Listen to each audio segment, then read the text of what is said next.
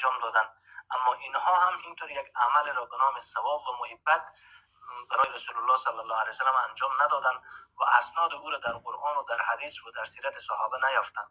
مثل که امروز مسلمان ها برای محبت رسول الله صلی الله علیه وسلم تجلیل از میلاد النبی میکنن، یا عید میلاد النبی یا تجلیل از میلاد النبی.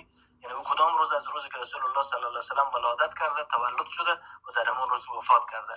12 ربیع الاول روز تاریخی مسلمان هاست، گرچه به اختلاف علمای سیرت وفات رسول الله صلی الله علیه وسلم یا حیاتش که در هم یک روز باشه یا جلو دنبال در مهم نیست، نظریات مختلف وجود داره.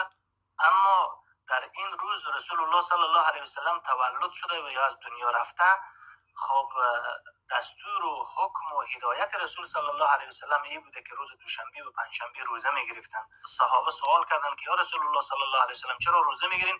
گفتن در فلان روز، یعنی در 12 ربیع الاول، یعنی به دوشنبه ما تولد شدم، یعنی به پنجشنبه به نبوت مبعوث شده بودن. پس این 2 روز اونا روزه میگرفتن. پس اگر کسی میخواد که به رسول الله، پس نتیجه گیری میشد که اول این جشن تولدی که میگرفته میشد از مسیحی های کافر تقلید شده و اولین کسانی که اینا رو تقلید کردن همین شیعیان کافر بودن که جشن تولد رو از مسیحیان کافر تقلید کردن و وارد دین اسلام کردن.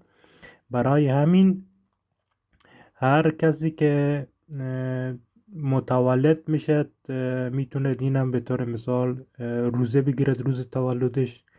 و واقعیت این است که این جشن تولد نیست به طور مثال یک کیک باشد، یک دونه مهمانی باشد، زن و مرد جمع بشن بزنه برقص بشد.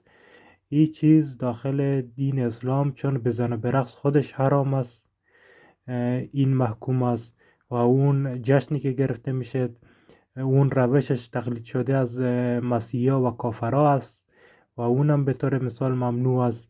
به خاطر همین اگر یک کسی دوست دارد شکرگزاری را الله را بکند میتوند اما روزی که تولد شده مثل رسول الله صلی الله علیه وسلم روزه بگیرد اما روزه بگیرد.